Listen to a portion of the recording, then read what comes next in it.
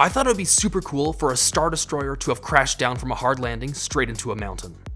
The front half of the ship is going to be wedged into the terrain, with a bunch of rocky debris having been kicked up from the impact. Finally, to add some color and detail, I'm going to add a pond of radioactive fuel that's leaking down from the ship itself. So, with that in mind, let's get started.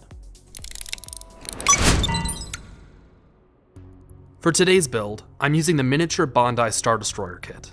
This one is a super easy snap build model, which means you don't need any glue whatsoever to assemble. Now, the pieces were all pretty easy to figure out. If you're anything like me and absolutely hate reading through instructions, I just started with the largest pieces first and worked my way down. I snapped the two main triangular parts of the ship together and figured out the rest as I went along. Each of the engines have a little notch on the back of them to make sure they're oriented the correct way. After popping those into place, I mounted the back plate into the hull of the ship itself, and we're good to go.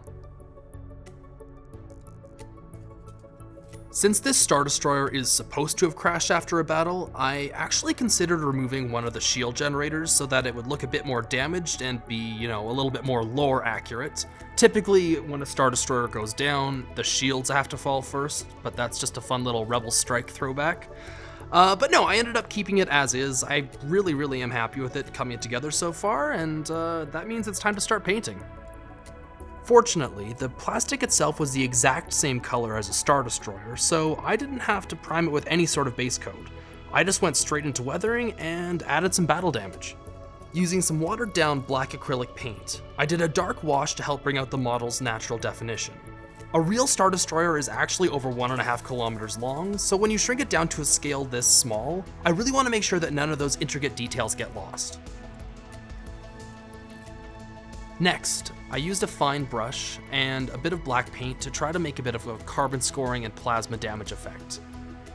It really helps if you can use different amounts of thicker paint as well as some watered down washes. As long as you wipe it off with a paper towel, you get varying degrees of darkness.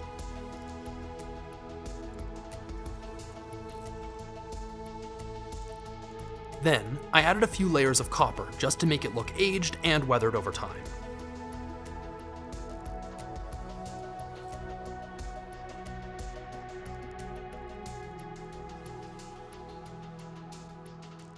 Finally, I added a thin layer of silver to help blend it all together. And just like that, the painting is all done and it's time to get started building the terrain. I crumpled up some aluminum foil to create the shape of the mountains. Once I figured out the best angle for the ship, I made sure to cover the terrain with a thin layer of polymer clay.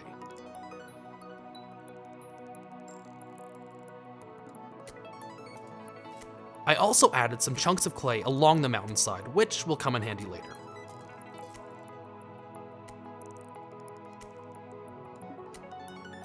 After baking the clay in the oven, I used a hot plate for a base and glued the terrain on top.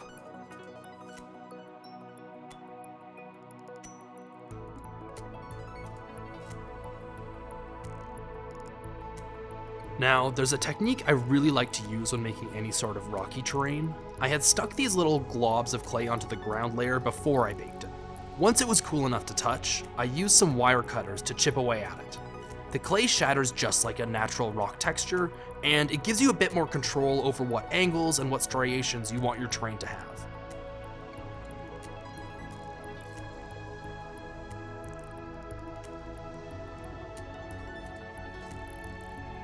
Next, I sealed the clay to the base with some drywall plaster and made sure to save all the clay debris that I chipped off.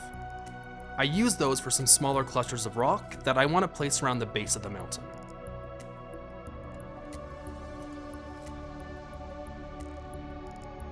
So I started the base coat with a super vibrant yellow, and the reason behind this is that I want some of these warm tones to shine through as I layer different colors on top of it.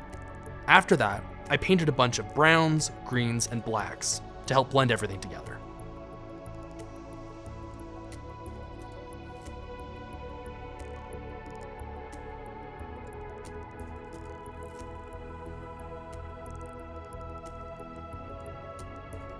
I also started dry brushing a bit of the highlights just to bring back some of the details.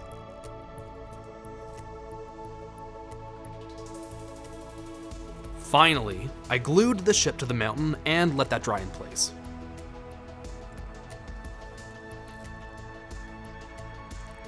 I then applied some watered down glue and some superfine sand grain to really make that desert look come to life. Once the sand was dry, I went back and painted in some more contrast.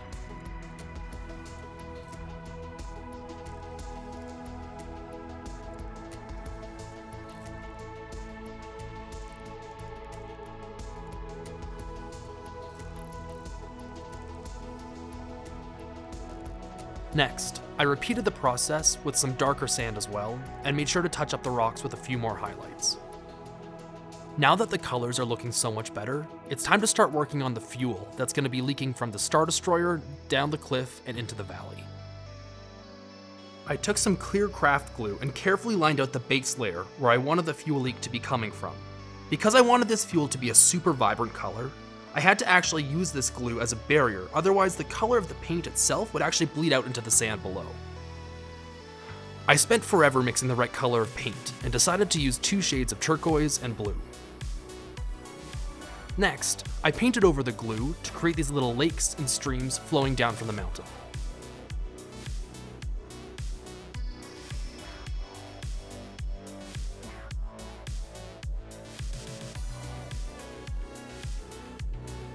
I also wanted there to be some interesting details on the back as well, so I added one more fuel leak dripping out of the engines.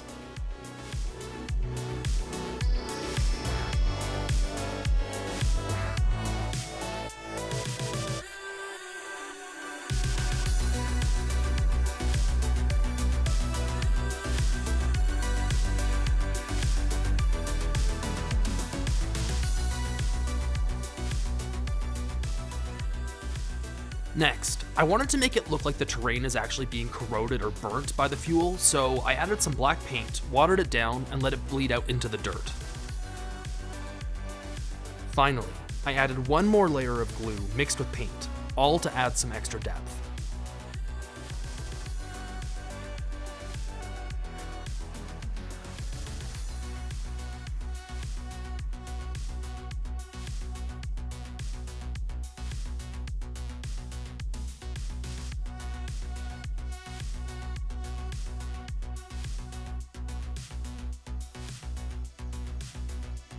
And just like that, this Star Destroyer is complete.